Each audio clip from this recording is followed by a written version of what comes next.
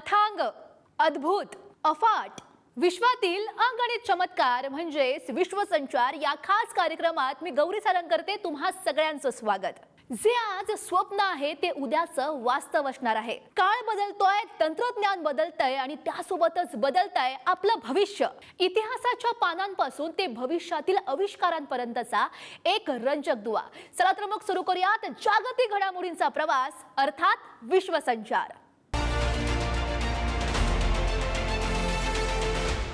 रोममधील प्रसिद्ध कोलिसियम जवळ असलेल्या हायस्कूलच्या जिम खाली पुरातत्व विभागाला एक भव्य रोमन घराचा शोध लागलाय।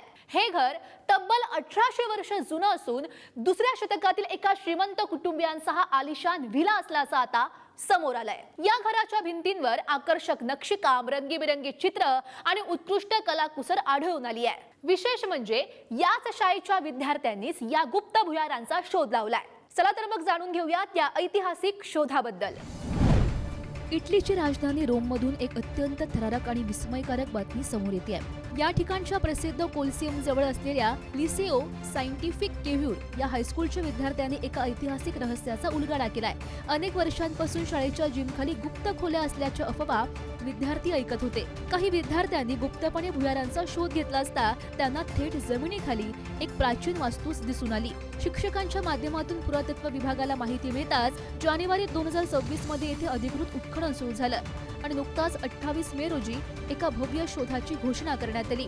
पुरातत्व शास्त्रज्ञांच्या मते या जिमच्या खाली सापडलेले अंधारे कक्ष म्हणजे दुसऱ्या शतकातील एका अत्यंत श्रीमंत पुंबियस कुटुंबियांचा आलिशान व्हिला आहे। हे कुटुंब पोम्पेई शहराच्या जवळच्या सॅम्निया प्रदेशातील असावे असा अंदाज आहे। सध्या या ऐतिहासिक वास्तूला डोमस लिसेओ कॅव्ह्यूर असं नाव देण्यात आलंय।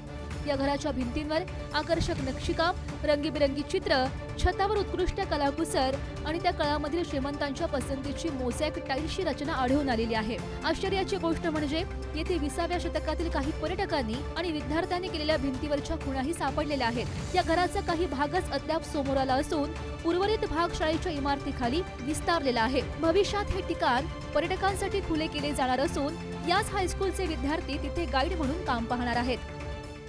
जगप्रसिद्ध सग्राडा फॅमिलिया चर्च, जगातील सर्वात उंच चर्च, ज्याच्या अद्भुत रचनेची जगभर चर्चा असते आणि ज्याचं बांधकाम तब्बल 144 वर्षांनंतर आता कुठे पूर्ण होत आलंय। पण जरा विचार करा, हेच जगातील सर्वात उंच चर्च जर तुम्हाला थेट तुमच्या घरात आणता आलं तर? होय, हे आता शक्य होणार आहे। जगप्रसिद्ध खेळणी उत्पादक कंपनी लेगोनं या ऐतिहासिक वास्तूची हुबेहूब आणि तितकीच भव्य प्रतिकृती आता बाजारामध्ये आणलेली आहे। पण हे मॉडेल घरात आणणं आणि ते तयार करणं हे नक्की सोपं काम नाहीये। नेमकं काय आहे या मॉडेलचं वैशिष्ट्य आणि तुम्हाला नेमकी किती किंमत मोजावी लागेल जाणून घेऊयात। स्पेनच्या बार्सिलोनामधील जगप्रसिद्ध सग्राडा फॅमिलिया हे जगातील सर्वात उंच चर्च तब्बल 144 वर्षांनंतर अखेर पूर्ण होत आहे। आणि याच ऐतिहासिक क्षणाचे औचित्य साधून प्रसिद्ध खेळणी कंपनी लेगोनं या भव्य वास्तूची एक अप्रतिम आणि हुबेहूब प्रतिकृती बाजारामध्ये आणली आहे। प्रसिद्ध वास्तुविशारद अँटोनी गौडी यांच्या 100व्या स्मृतिदिनाच्या निमित्तानं ही एक विशेष आदरांजली आहे। पण हे मॉडेल बनवणं काही सोपं काम नाही। हे भव्य मॉडेल तयार करण्यासाठी तुम्हाला तब्बल 12,060 छोटे तुकडे एकमेकांना जोडावे लागणार आहेत। खरं तर जे मूळ चर्च आहे त्याची उंची 172.5 मीटर आहे, तर लेगोचं हे मॉडेल 24 इंच म्हणजे 62 सेंटीमीटर उंच असेल। मूळ चर्चमधील रंगीबेरंगी काचांमधून पडणारा सूर्यप्रकाश जसा दिसतो तसाच हुबेहूब प्रभाव या लेगो सेटमध्येही पाहायला मिळणार आहे। आता एवढी भव्य वास्तू म्हटल्यावर त्याची किंमतही तितकीच भारी आहे। या सेटसाठी ग्राहकांना तब्बल $799.99 म्हणजे सुमारे 66,000 रुपये मोजावे लागतील। 1882 मध्ये बांधकाम सुरू झालेल्या या ऐतिहासिक वास्तूचा हा तुकडा जर तुम्हाला घरात आणायचा असेल तर याचं प्री ऑर्डर बुकिंग सुरू झालेलं आहे।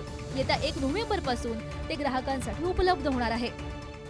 आपण नेहमी ऐकतो की मोठा मासा छोट्या माशाला गिळतो, पण हाच नियम अंतराळातही लागू होतो हे तुम्हाला माहिती आहे का? शास्त्रज्ञांनी एक नुकताच सध्या शोध लावलाय आणि त्यानुसार आपल्या आकाशगंगेनं तब्बल 10 अब्ज वर्षांपूर्वी एका लहान दीर्घिकेला फस्त केलं होतं। युरोपियन स्पेस एजन्सीच्या गाइया दुर्बिणीनं अंतराळातील काही अतिशय दुर्मिळ आणि प्राचीन तारे शोधून काढलेले आहेत, ज्यांनी आकाशगंगेचा हा अवाढव्य इतिहास जगाच्या समोर आणलाय। पाहूयात। आपली आकाशगंगा सुरुवातीपासूनच एवढी अवाढव्य नव्हती, तर तिनं दुसऱ्या लहान दीर्घिकांना फस्त करून स्वतःचा विस्तार केलाय. खगोलशास्त्रज्ञांनी नुकताच एक खळबळजनक शोध लावलेला आहे. आकाशगंगेच्या मध्यवर्ती भागाजवळ आपल्या सूर्यापासून सुमारे 7,000 प्रकाश वर्ष अंतरावर अत्यंत दुर्मिळ आणि प्राचीन 20 ताऱ्यांचा शोध लागलाय.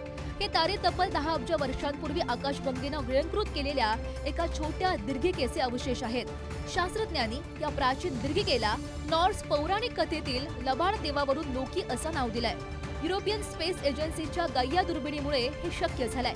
या ताऱ्यांमध्ये धातूचं प्रमाण अत्यंत कमी आहे आणि त्याची रासायनिक रचना हुबेहूब सारखी आहे. सगळ्यात चक्रावून टाकणारी गोष्ट म्हणजे यातील 11 तारे आकाशगंगेच्या दिशेने तर 9 तारे चक्क विरुद्ध दिशेने फिरतायत. शिकागो विद्यापीठाचे प्राध्यापक डॉक्टर अलेक्झांडर जी यांच्या मते अंतराळातील या गॅलेक्टिक कॅनिबॅलिझममुळे आकाशगंगेच्या निर्मितीचा इतिहास आता पूर्णपणे बदलू शकतो. विश्वाच्या सुरुवातीच्या काळातील रहस्य उलगडणारा हा शोध खरोखरच थक्क करणारा आहे. जहाज बुडण्यापूर्वी उंदीर खरोखरच पळ काढतात का? वरवर पाहता खरं तर ही एक जुनी म्हण वाटत असली तरी समुद्र इतिहास आणि विज्ञानानं यावर आता शिक्कामोर्तब केलेला आहे. आधुनिक रडार नसलेल्या काळात उंदरांच्या या सिक्स सेन्सनं अनेक खलाशांचे प्राण नेमके कसे वाचवले जाणून घेऊयात. जहाज बुडणार असेल तर सगळ्यात आधी उंदीर पळतात, ही जुनी म्हण आपण अनेकदा ऐकतो. संकटाच्या वेळी पळ काढणाऱ्या लोकांसाठी ही म्हण वापरली जात असली तरी समुद्री इतिहास आणि विज्ञानाचा विचार केल्यास हे केवळ एक मिथक नसून एक रंजक ऐतिहासिक सत्य आहे. होय, पूर्वीच्या काळी जहाज लाकडाची असायची आणि पाण्याच्या पातळीखाली असलेल्या जहाजाच्या अगदी तळाच्या अंधारा भागात उंदरांचं साम्राज्य असायचं. जेव्हा जहाजाला लहानचं छिद्र पडायचं किंवा ते बुडू लागायचं तेव्हा पाणी सगळ्यात आधी याच तळाच्या भागात साचायचं. त्यामुळे आपलं बिळ पाण्याखाली जाताच जीव वाचवण्यासाठी उंदीर वरच्या भागाकडे आणि तिथून समुद्रात उड्या मारू लागायचे. त्यातच उंदरांमध्ये कंपनं आणि आवाजाचे सूक्ष्म बदल टिपण्याची क्षमता माणसांपेक्षा खूप जास्त असते. लाकूड तुटण्याचा किंवा खडकावर आदळण्याचा आवाज त्यांना लगेच समजायचा.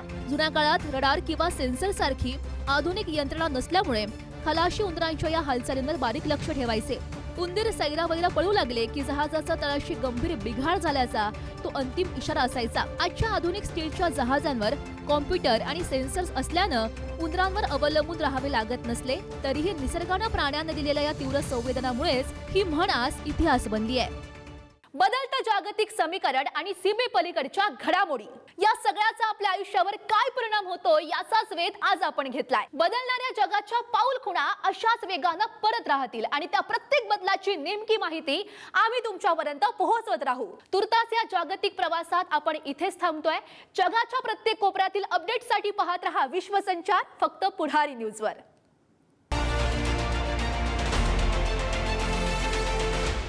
Thank you.